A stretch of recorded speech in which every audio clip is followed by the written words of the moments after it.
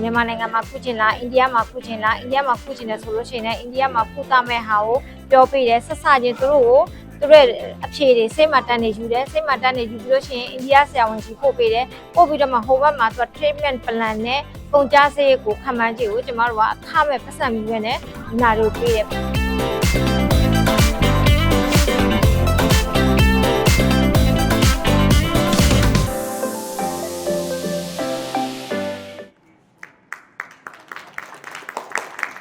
Good evening, Minglava. I'm Ravindra Jain, Managing Director of 4R Consultancy Company,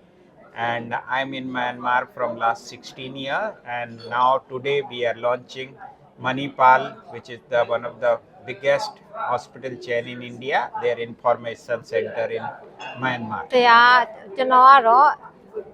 Mr. Ravindra Jain ဖြစ်ပါတယ် 4R Consultancy ကနေဖြစ်ပါတယ်ကျွန်တော်ဒီမြန်မာနိုင်ငံကိုလာတာ16နှစ်ရှိပါပြီဒီနေ့ဆိုလို့ရှိရင်ကလကတ္တာမှာရှိတဲ့ Multiple Hospital ရဲ့ဖွင့်ပွဲကိုဒီနေ့စလုပ်ခဲ့တာဖြစ်ပါတယ် Yeah, 4R Consultancy is in medical tourism business from last 10 years. We provide the A to Z services for our patient from to getting their air ticket, visa, airport pickup, Myanmar food, my India SIM card, and if they need any help to currency exchange,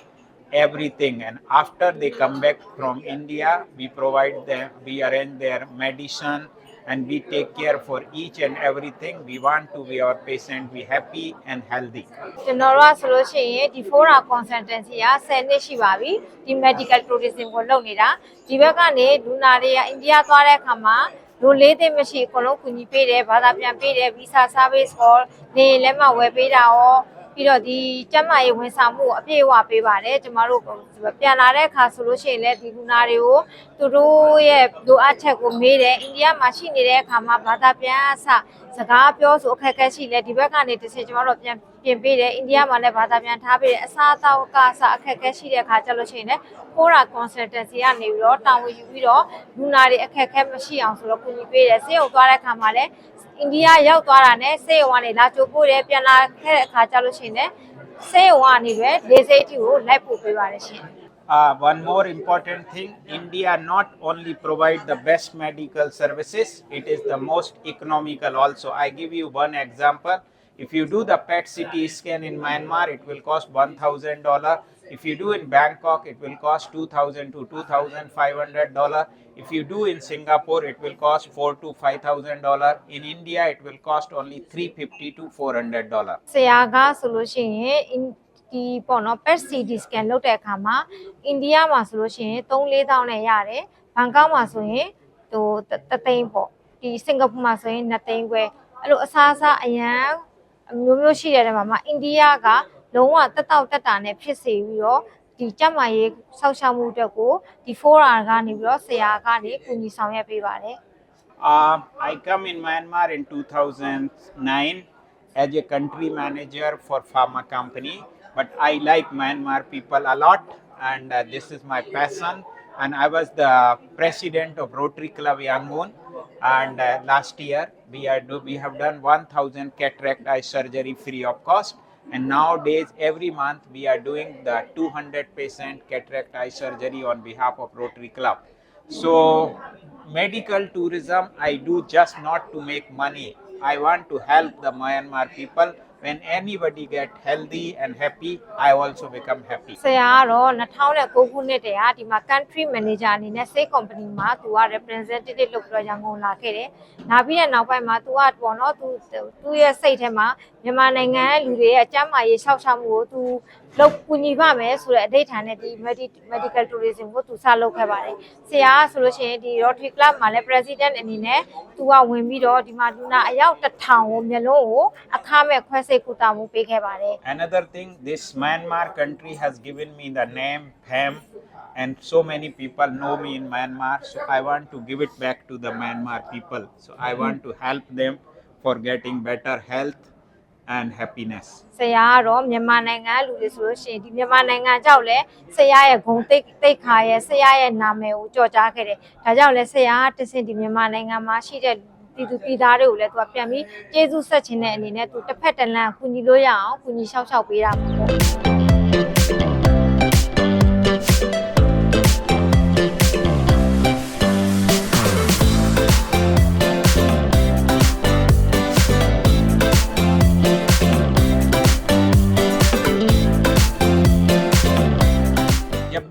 whenever any patient come to us, we provide them the 3 option. They can choose whatever best option can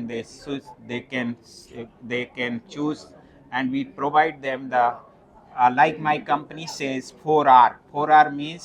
rapid, result, reliable, and relief. So we provide these 4 things, and for every patient, this is our motto. To when they come to us, like any patient when come to us, they are not happy. Otherwise, they are not patient. So, like our company tagline says, "Bring back a smile." So, our company main motto: whenever anybody come to us, he should go back with a smile. ဟို Fora consultancy ရဆိုလို့ရှိရင်သူကရေရချက်တစ်ခုနဲ့ပေါ့လူနာတယောက်ကိုသူကအပြည့်အဝကူညီပေးမယ်လိုလေးတဲ့မရှိဘူးပြင်မယ်သူတို့ option ပေးတယ်ဒီပေါ့မြန်မာနိုင်ငံမှာကုကျင်လားအိန္ဒိယမှာကုကျင်လားအိန္ဒိယမှာကုကျင်တယ်ဆိုလို့ရှိရင်လည်းအိန္ဒိယမှာကုသမဲ့ဟာကိုပြောပေးတယ်ဆက်စချင်းသူတို့ကိုသူတို့အဖြေတွေစိတ်မှတန်းနေယူတယ်စိတ်မှတန်းနေယူပြီးလို့ရှိရင်အိန္ဒိယဆရာဝန်ကြီးပို့ပေးတယ်ပို့ပြီးတော့မှဟိုဘက်မှာသူက treatment plan နဲ့ကုန်ကြစရိတ်ကိုခံမှန်းကြည့်ကိုကျမတို့ကအခမဲ့ပတ်စံပြီးပဲနဲ့လူနာတွေကိုပေးတယ်ပေးတဲ့အခါကျရင်လူနာတွေကသူတို့က satisfy ဖြစ်တယ်တက်နိုင်တယ်ဆိုလို့ရှိရင်သွားပါမယ်ဆိုပြီးတော့ကျမတို့ company ကိုလာခဲ့တယ်လာခဲ့တဲ့အခါကျရင်ကျမတို့ကလူနာတွေကိုဒီအိန္ဒိယဆေးရုံနဲ့ချိတ်ပေးတယ်ပြီးလို့ရှိရင်ဒီမှာသူတို့အတွက်ဗီဇာလဲလုပ်ပေးတယ်လေလက်မှတ်လိုချင်တယ်ဆိုလဲဆရာလေလက်မှတ်ကိုသူကိုယ်တိုင်ဝယ်ပေးတယ်ပုံမှန်အိန္ဒိယရောက်သွားပြီဆိုတော့ကျမတို့ Viber group တစ်ခုဖွဲ့လိုက်တယ်ဖွဲ့ပြီးလို့ရှိရင်လူနာဟိုရောက်လို့ရှိရင်အခက်အခဲဖြစ်လို့ရှိရင်သူဟိုမှာလဲဘာသာပြန်ရှိတယ်ဒါပေမဲ့ဘာသာပြန်က24နိုင်မနေနိုင်တဲ့အချိန်မှာလူနာဘာသာစကားအခက်အခဲရှိတဲ့အခါကျရင်ဆရာဝန်တွေရောက်လာလို့ဖြေနိုင်ဖုန်းပြီးလို့ရှိရင်ဒီဘက်ကနေကျမတို့ကနေတော့ဆရာဝန်တို့အသေးစိတ်ပြန်ပြီးတော့ဖြေပေးတယ်ပြောပေးတယ်အဲ့ဒီအချိန်မှာလူနာတွေရဲ့အရင် satisfy ဖြစ်တယ်ပြန်လာပြီးလို့ရှိရင်လည်းသူတို့ရဲ့ review လေးတွေပေးတယ်ပေါ့နော်သူတို့ဘယ်လိုမှအဆင်ပြေခဲ့တယ်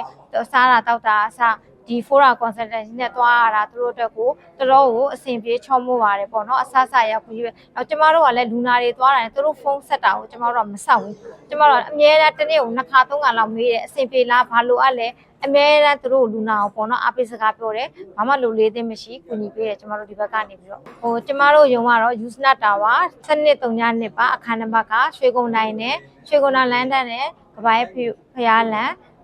မဟမ်းမြို့နယ်မှာပါကျမတို့ဖုန်းနံပါတ်ကတော့09765655755720နဲ့0976557120 712ကိုဆက်သွယ်မေးမြန်းလို့ရပါတယ်။ patient ရဲ့ကုန်ကြစရိတ်ကအမှဒီလိုမျိုးယောဂပုံမှာမူတည်ပြီးတော့ကုန်ကြစရိတ်ရှိတယ်။တချို့တွေဆိုလို့ရှိရင်ကြောက်ကခုမယ်ဆိုလို့ရှိရင်kidney का कितना पैसा है 15000 kidney transplant in India will cost around $13,500.